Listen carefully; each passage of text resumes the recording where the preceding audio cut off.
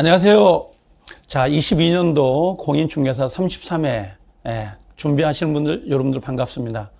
어떻게 보면 1년 동안 출발하는 부분에 대해서는 가장 첫 번째 출발선에 서 있는 것이죠.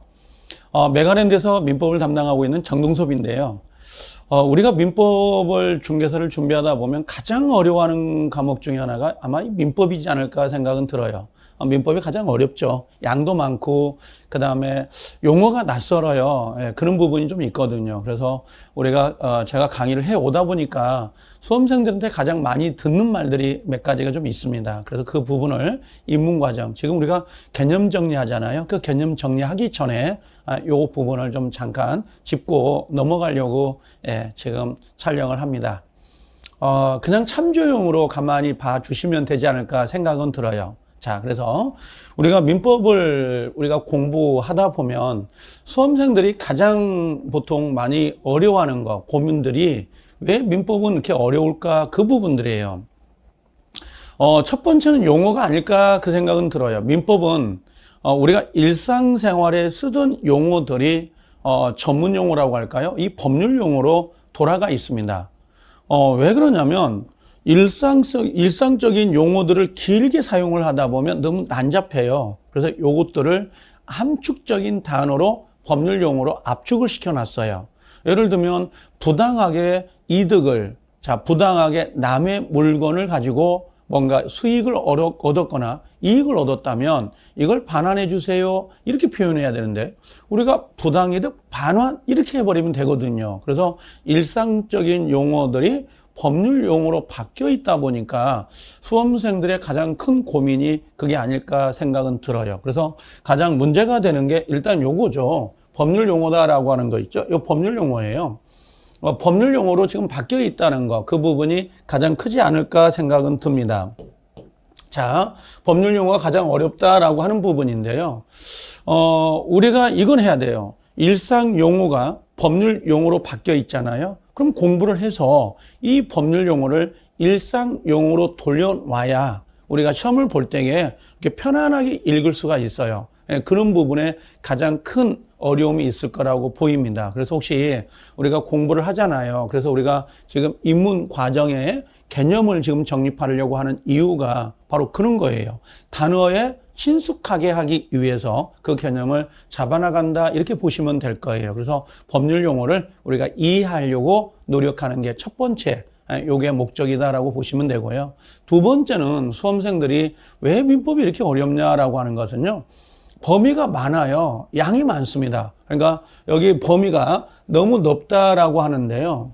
우리가 보통 나중에 민법을 들어가 보면 알겠지만 가장 큰 게 민법 총칙이라는 부분이 하나가 있고 그 다음에 물권이라고 하는 법, 물권법이라고 하는 두 번째 법, 그 다음에 세 번째는 계약법이라고 하는 게 있고 마지막으로 민법의 특별법이라고 할 수 있는 이 5개 법률이 있어요. 그래서 주택임대차보호법, 우리가 상가건물 임대차보호법, 그래서 5가지 정도 법률이 나오거든요.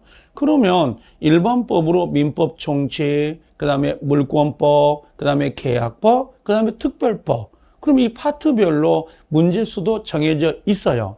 예를 든다면 민법 총칙 같은 경우는 한 10문제 정도 나오고요. 물권법 같은 경우는 14문제. 그 다음에 계약법은 10문제. 그다음 특별법은 15% 내에서 문제를 내게 되어 있기 때문에 6문제 해가지고 총 40문제를 내다 보니까 양이 많아요. 그 양이 많다 보니까 여기를 하고 나면 뒤에가 잊어먹어 버리고 여기를 하고 나면 앞에 치가 잊어먹어 버리고 그러다 보니까 수험생들의 고민이 깊을 수밖에 없는 거죠. 양이 너무 많다는 거, 이게 고민인 것이고요.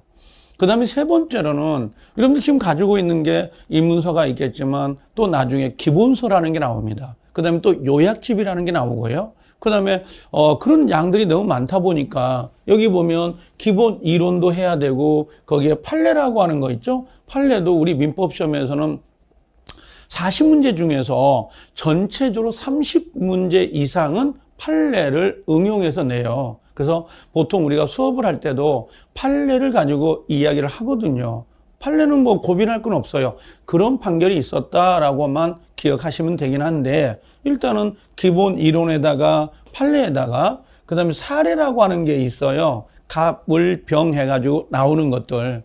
그럼 사례 문제가 좀 문제가 어렵다 그러면 40문제 중에서 17문제까지 배정이 되기도 하고요. 아무리 못 나와도 14문제가 사례형으로 문제가 나오다 보니까 양이 너무 많죠. 그런 부분에 대해서는. 그래서 기본 이론도 해야 되고 판례도 해야 되고 사례 문제 형태도 해야 되니까 그런 것들이 수험생들 입장에서는 상당히 고민스러울 수밖에 없는 거예요.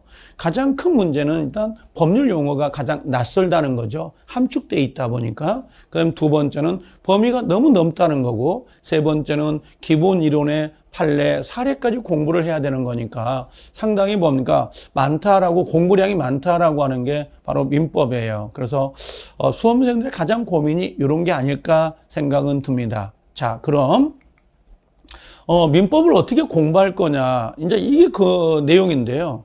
민법만이 국한한 건 아닐 거예요. 중개사를 준비하는 모든 사람들에게 어떤 모든 과목에 공통되는 요소가 아닐까 그 생각은 드는데요. 일단 다른 과목은 배제하고 자, 민법을 가지고 좀 이야기를 해보면 첫 번째는 이 부분일 거예요. 중개사를 공부하는 방법은 일단 중개사 이 시험, 공인중개사 시험이라는 성격을 잘 알아야 돼요. 우리는 상대평가가 아니에요. 아직은요. 우리는 절대평가예요. 절대평가. 그 성격을 잘 기억하셔야 되는데요. 자, 첫 번째가 절대평가, 객관식이라는 거. 주관식 아니에요. 주관식은 모두 써서 외워야 돼요. 기본서를 다 한 10번 읽어야 되고 5번 이상 읽어야 되고 기본 이론에다가 판례까지 응용까지 시켜야 되거든요. 주관식은. 근데 우리 중개사 시험은 객관식이라는 거. 그러면 객관식은 오지선다형이거든요. 5개 중에서 옳은 거 하나만 찾으면 돼요. 만약에 틀린 거, 그럼 뭐예요? 틀린 거 그러면 5개 중에 하나만 고르면 됩니다. 그러면 만약에 1번부터 오지선다형이니까 5개가 있을 거 아니에요? 근데 1번이 옳은 지문이에요. 근데 2번, 3번, 4번, 5번은 전혀 모르겠어요. 전혀 모르겠는데 1번이 옳은 거 내가 아는 문제 지문 중 옳은 게 딱 나오더라 이거죠. 걔가 답인 거죠. 1번 찍고 2, 3, 4, 5를 전혀 모른다 하더라도 답은 맞힐 수 있단 말이에요. 그래서 객관식이라는 걸 항상 머리에 염두에 두셔야 됩니다. 주관식 아니에요. 객관식, 키워드를 찾아서 외운 다음에 그걸 대비해서 답을 찾으면 돼요. 반드시 내가 주관식처럼 이해를 하고 그 다음에 뭔가를 전부 다 암기를 해야만 되는 게 아니라 객관식 오지선다형 하나만 찾는다는 걸 기억하셔야 되고요. 두 번째는 절대평가란 걸 잊어먹으면 안 돼요. 우리는 40문제입니다. 40문제 중에서 과락은 면해야 되겠죠. 40점 이상을 면해야 되기 때문에 예를 들면 40문제 중에서 우리가 과락 점수가 16문제거든요. 16문제가 되고 만약에 나는 60점을 맞고 합격해야 되겠다 그러면 24문제를 맞히면 되는 거예요. 그러면 24문제를 맞추면 24문제를 제외한 16문제를 틀려도 된다는 결론이거든요. 제가 지금 올해 1년간 계속 강의를 해오다 보니까 한 거의 10몇 년간 강의를 하다 보니까요. 특히 올해 와서 많이 느끼는 게 있어요. 그게 어떤 거냐면 강의를 해서 가르쳐 주잖아요. 그러면 정말 합격할 사람은요. 그냥 놔둬도 합격이 되더라고요. 근데 합격을 못하는 사람들이 나와요. 그럼 합격 못하는 사람을 어떻게 합격을 시켜볼까? 그 고민을 계속 이제 한 달, 두 달 고민해 오다 보니까 이제 연습장에다 제가 메모를 하고 글다 보니까 지금 결론은 그거예요. 만약에 우리 민법은 이것과 이 제도가 섞이는 게 좀 드물어요. 예를 들면 전세권하고 임대차 2개 섞어가지고 문제를 내는 형태는 좀 드물더라고요. 그러면 테마별로 40개가 있다. 그 40개 중에서 시험에 나올 놈이 있잖아요. 100%. 이번 33회 때 100% 문제가 나올 거야. 라고 하는 게 지금 머릿속에 있거든요. 그럼 그걸 한 테마당 10문제씩 뽑아요. 예를 들면 지금 잘 낯설겠지만 뭐가 있을까요? 계약 해제. 계약을 한 다음에 계약이 해제가 되는 거거든요. 계약이 깨지는 거예요. 그럼 계약 해제가 되는 문제는 1년에 반드시 하나나 2문제가 배정이 돼요. 그럼 계약 해제란 테마를 뽑아가지고 10문제를 1년 내에 풀게 해요. 반복해서. 그래서 그 테마를 20개를 잡는 거지. 그럼 20개를 잡으면 총 200문제가 되잖아요. 그럼 만약에 200문제만 1년 내에 풀면 떨어질 수가 없겠죠. 왜 그러냐면 그 부분은 100%가 나오니까 그 부분을 달달 외워버린다면 그 문제를 반복해서 그러면 20개 이상은 분명히 맞출 거 아닙니까? 그럼 분명히 합격할 거라고 봐요. 그래서 지금 제가 가지고 있는 형태가 올해 33회 때 공인중개사에서 꼭 하려고 하는 게 그 취지예요. 붙을 사람은 그냥 놔둬도 붙더라고요. 근데 정말 붙고 싶은데 안 돼요. 다음날 오면 잊어먹어버리고 한 이틀 지나버리면 잊어먹어버리고 일주일 뒤에 가잖아요. 다 잊어먹어버린다고. 어제 배운 공법이더라도 오늘 기억이 안 나요. 이게 그런 경우가 많이 있어요. 그래서 그 사람들을 어떻게 구제를 해볼까, 어떻게 합격을 해볼까 고민하다 보니까 절대평가야. 그러면 20문제만 정확히 한 5개월, 6개월 동안 반복을 시킨다면 분명히 그 문제는 맞히지 않을까? 그 생각은 든 거예요. 근데 요걸 생각하게 된 이유가 바로 뭐냐면 바로 절대평가라는 이것 때문에 가능한 거예요. 상대평가가 아니라. 그래서 제가 수험생 여러분들한테도 부탁을 드리는 거니까 저도 수업할 때 이게 중요합니다. 이건 알아야 됩니다. 라고 이야기하지만 내가 개인적으로 모르겠다. 그럼 몰라도 됩니다. 그냥 내가 줄겨 나온다라고 하는 부분이 있죠. 한 20개만 1년 내내 아니면 5개월 내내 4개월 내내 그것만 반복을 해도 충분하지 않을까 생각은 들어요. 그래서 저 객관식이고 절대평가라는 거. 그래서 요 민법 공부를 반드시 하지 마세요. 뭘 해야 된다? 민법 시험 공부를 해라는 거. 우리 중개사는 시험만 붙으면 돼요. 시험만. 예를 들면 1, 2, 3, 4, 5가 있는데 5번을 찍었어. 무슨 말인지 모르겠어. 근데 그게 답이야. 그럼 걔가 답이에요. 그럼 합격하는 거 아니에요? 꼭 그 내용 분장 전체를 이해하고 알아야만 합격하는 시험은 아니라는 거. 그 점을 하나 염두에 두시고요. 그 다음에 1차 시험은요. 우리가 부동산 학개론하고 민법이잖아요. 총 몇 문제예요? 80문제가 나옵니다. 그렇죠? 80문제예요. 그러면 우리 80문제 중에서 60점을 넘기려면 몇 개가 틀려도 되는 거야? 16개, 16개. 학교론 16개, 민법 16개 틀린다. 그럼 80문제에서 마이너스 32개를 틀려도 60점이에요. 그럼 합격하잖아요. 그러니까 전체 다 알려고 하지 마세요. 전체 하려고 하지 마시라는 거지. 무조건 20개 정도를 첫 번째 기준을 삼아가지고 내가 요 20개는 무조건 맞겠다는 생각을 가시면 될 것 같아요. 포기할 때는 과감히 포기해도 괜찮다는 거죠. 널널하니까. 이건 36개 틀려도 합격한다니까요. 이게. 그 다음에, 여기 요거 똑같아요. 40문제인데요. 우리가 마지막에 1년 중에 마지막에 동형이라는 모의고사가 있어요. 한 4주 정도 이루어지거든요. 똑같은 시험 형태입니다. 10월 달에 우리가 동형을 보는데요. 매주마다 시험을 보는데 학생들이 그래요. 나오면서. 나는 시간이 너무 부족해요. 이렇게 이야기를 해요. 왜 그럴까요? 40문제를 모두 읽으려고 했으니까 부족한 거예요. 40문제 풀지 말고요. 30문제만 푸세요. 그럼 10문제는요.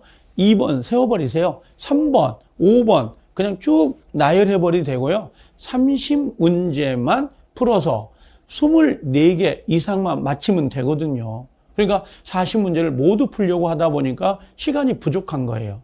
10문제 안 풀어도 된다니까요. 10문제 안 풀면 시간이 여유가 있지 않겠어요? 그러면 10문제를 포기한다 하더라도 30문제 중에서 뭐라고요? 24개 이상을 맞추려고 하면 될 거 아니에요. 그래서 차근차근 천천히 또박또박 뭐라고요? 풀어내시면 시간의 구애를 받지 않을 거예요. 그래서 여기처럼 40문제를 모두 풀려고 한다면 문제가 있다고요. 뭐만 푼다? 자신이 있는 문제.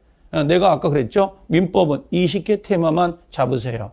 그 20개 테마를 다 푼 다음에 시간에 여유가 있을 거 아니에요? 그때 뭡니까? 다 하나씩 풀어나가다 보면 우리가 20개 테마를 외웠지만 수업 안 빠지고 계속 듣다 보면 그 나머지 사이드가 들어온 것도 머리에 차곡차곡 쌓일 거거든요. 그래서 충분히 가능하다는 겁니다. 그래서 모두 풀지 말고요. 자신 있는 부분만 항상 절대평가라는 거 놓치면 안 되는 거죠. 이런 것들은요.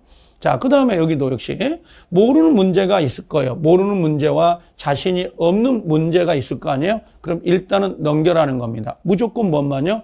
자신 있는 문제, 자신 있는 문제를 중심으로 해서 문제를 품어라. 그래서 그게 테마 20개를 꼭 잡아야 됩니다. 아셨죠? 그렇게 정리를 하시면 될 거예요.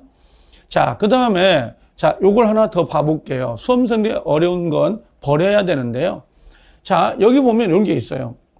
버리지도 말고 이해하려고 하지도 말라 이렇게 돼 있거든요. 자, 민법은 될 수 있으면 테마별로 공부를 해라는 겁니다. 아까 제가 이야기했죠. 예, 40문제 중에서 40개를 다 맞히려고 하지 마시고 40개 중에 무조건 테마 20개만, 요 20문제만 요것만 맞히려고 노력을 하세요. 그래서 지금 제가 구상을 하고 있는 게 그거예요. 20문제, 20개 테마를 200문제를 지금 정해가지고 이 프린트를 해가지고 요걸 계속 풀게 하려고 하거든요. 같은 문제, 지겨웁도록. 그럼 나중에 시험장에 가면 무조건 20개는 맞힐 거 아니냐. 그 생각은 들어요. 아마 초등학교만 졸업하셔도요, 충분히 그 문제, 200문제를 계속 반복하니까 맞힐 거 아니에요. 1번을 5번 넣었다가 5번을 1번 넣었다가 같은 문제를 넣었다가 4번을 1번 넣었다가 5번을 1번. 왜? 중개사는요, 기출된 문장을 여러 번 읽어가지고요, 그게 눈에 익도록 해야 돼요.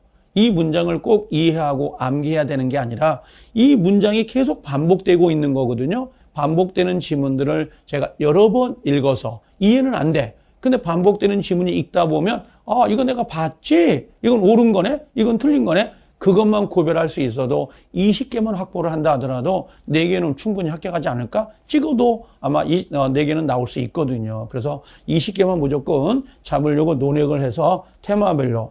그 다음에 패턴화 시켜야 된다라고 하는 거예요. 이미지화 시켜야 돼요. 왜 그러냐면 아까 똑같이 글자를 이해하려고 풀지 마시고요. 그냥 요게 나오면 요게 답이지 라고 하는 거. 이 패턴화, 이미지화 시켜가지고 민법을 해야 된다는 거. 우리가 나중에 가면 이런 그림을 그려요. 갑이란 사람이 을과 병이라고 하는 거 이렇게 돼 있거든요. 요 이미지, 요 그림을 잘 기억해 놓으시면 이게 쉽게 답을 찾을 수가 있어요. 이런 부분. 그 다음에 기출문제를 중심으로 해서 풀어야 되는데 요건 제가 나중에 정리해 드릴 거예요. 기출문제는 요 20개 테마 있죠? 요 20개 테마를 연결해 가지고 계속 반복해서 풀려고 지금 작업 중에 있습니다. 그래서 아마 여러분들이 1월 달에 오시면 이 부분들을 우리가 확인할 수 있도록 되어 있어요. 그래서 제가 요걸 유튜브에 찍든 뭐 하든 계속 올리려고 하니까 200문제를 정리해 가지고 풀려고 하니까 그렇게 알고 계시면 될 거예요. 저만 믿고 따라오면 아마 충분히 가지 않을까 생각은 들어요. 합격은 합니다. 10월 29일 날. 그렇죠? 2020년도는 10월 29일 날 시험을 보거든요. 그날 아마 정해질 거예요. 마지막 토요일 날 정해지거든요. 10월 달. 자, 그래서 이렇게 정리가 될 거고요. 자, 그 다음에 하나 더. 우리가 민법을 공부할 때게요. 보통 일반적으로 민법은 강의 시간이 4시간이에요. 4시간이거든요. 4시간인데 복습을 가서 8시간 해요. 동영상 보면서 쭉 있다가 몰라. 멈춰. 그리고 내가 고민하다가 또 플레이 하다가 쭉 가. 또 멈춰. 이해가 안 돼서. 그래서 4시간짜리 수업이 결국은 8시간이 되고, 아니면 중간에 지쳐가지고 자버린다 이거지. 그렇죠? 그렇게 할 필요 없어요. 그냥 4시간 틀어놓고 3시간 틀어놓고 쭉 모르면 모르는 대로 그냥 지나가라는 거죠. 이걸 반복하면 안 돼요. 스톱하면 안 된다고. 그냥 지나가요. 끝터리까지 갔다가 모르면 다시 돌아올지언정 중간에 절대 스톱을 하면 안 됩니다. 그래서 혹시 동영상을 보신 분들은 그런 거 있잖아요. 온라인상에. 나는 동영상을 들어야 되겠어. 그럼 뭐요? 오늘 딱 플레이, 한 1교시를 플레이 시켰어요. 그럼 플레이가 끝날 때까지 가만히 들으세요. 알겠죠? 꾸벅꾸벅 졸아도 괜찮아요. 일어나지 말고 1시간 들은 다음에 스톱이 되고 화장실 갔다 오고 좀 쉬었다가 다시 2교시 들어가면 쭉 들으세요. 중간에 끊지 마시고 듣는 게 가장 중요합니다. 온라인 들 때 나 혼자만 떠들어요. 가서 빨래 놀고 있어요. 그럼 안 된다 이거지. 그래서 동영상은 될 수 있으면 4강을 전체 안 듣다 하더라도 1강 듣고 멈추고 2강 듣고 멈추고요. 그 다음 3, 4강은 나중에 들어야 되겠지? 그럼 영원히 못 듣습니다. 그러니까 웬만하면 일주일 내에 민법하고 학계로는 밀리지 않도록 하셔가지고 꼭 일주일 내에 소화를 시켜야 돼요. 단 스톱을 누르지 마라. 그냥 쭉 꾸준히 4교시 4시간만 들어라 라고 하는 겁니다. 두 번째는 강의 4시간을 이루어지되 반드시 뭐예요? 요 마스터북 있죠? 요 마스터북은 출간이 될 거예요. 이게 부교재거든요. 그래서 내가 작년에 이걸 썼습니다만 효과가 가장 많았던 책이에요. 거의 자연 판매로 5천 권이 팔렸으니까 어마어마한 숫자를 본 거죠. 이것들이. 그래서 요 마스터 익힘짝이라고 해서 4시간 요걸 갖다가 여기다 정리해 드릴 거거든요. 이 교재에다가. 그럼 나중에 1시간 정도만 쭉 스킵하듯이 읽으면 되지 않을까 생각은 들어요. 그래서 될 수 있으면 공부량을 줄여주려고 하거든요. 공부량을 줄여주려고 하다 보니까 요 교재가 나오게 됐던 거,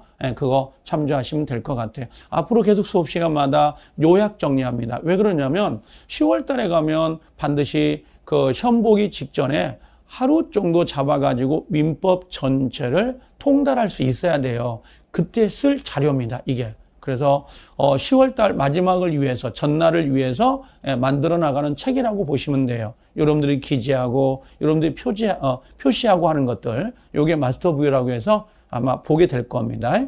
그리고 요것은 나중에 유튜브를 통해서 무료로 65강 정도가 올라가요. 페이지수로. 그래서 20분짜리로 65강이기 때문에 아마 뭐 버스 타거나 아니면 지하철 타거나 또는 기차를 타거나 이동할 때마다 유튜브로 충분히 볼 수 있도록 되어 있습니다. 이 강의실에서 찍어요. 스튜디오를. 그래서 20분 정도를 찍어 놓기 때문에 짤막하게 볼 수 있도록 되어 있습니다. 자, 여기까지 해서 제가 입문과정 개념을 정리하기 전에 미리 제가 말하고 싶은 거, 그걸 좀 전달하려고 하다 보니까 요걸 찍었는데요. 항상 합격할 수 있다라고 하는 거 있죠? 그 마음가짐을 가지고 초지일관처럼 꾸준히 10월까지 터벅터벅 가다 보면 어려운 것도 만날 수도 있고 또 심지어는 우울할 수도 있어요. 왜 공부만 하지? 내 나이에 이럴 수도 있는 거거든요. 그런데 꾸준히 가다 보면 고비고비 가다 보면 힘든 일도 없지 않겠습니까? 그러나 결론은 아마 합격할 거라고 저는 믿습니다. 자, 22년도 33회 공인중개사 시험을 대비하는 모든 수험생 여러분들, 저만 믿고 꾸준히 따라오시면 좋은 결과가 있지 않을까 생각은 듭니다. 자, 아마 공부하는 게 행복할 수도 있습니다. 아셨죠? 자, 모두 화이팅 하십시오. 감사합니다.